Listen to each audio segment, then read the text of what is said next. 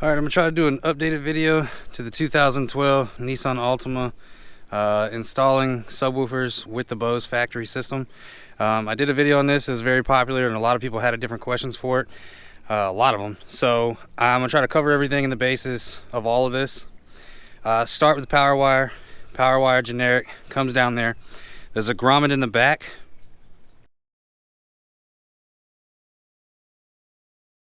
The grommet, you can kind of fish everything through. It's a real pain in the ass. You have to take the air box off in order to do it.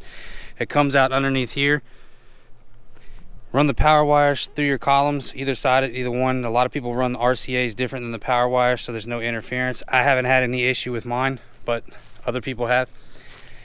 Then you're gonna have an RCA adapter, and you're gonna tap that in to the 6x9s. So you're gonna tap that into the wires.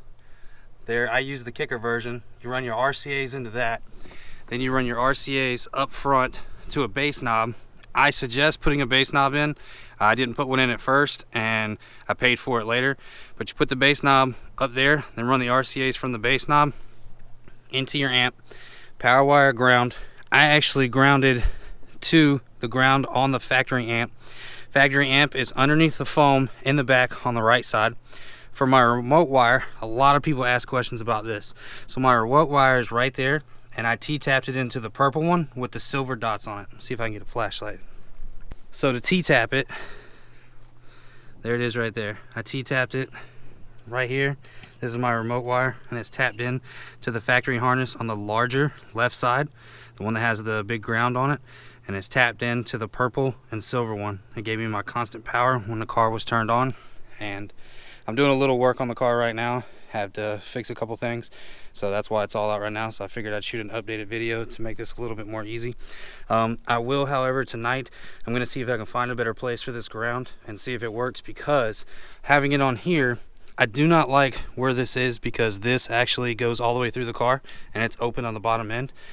So I'm not a big fan of my ground wire kind of being exposed to the elements, to water and stuff. And over time, especially if you have some really good subs, they will vibrate and make that loose. So you can put it there, it does hold there, but you will have to check it maybe once every 2 months or so.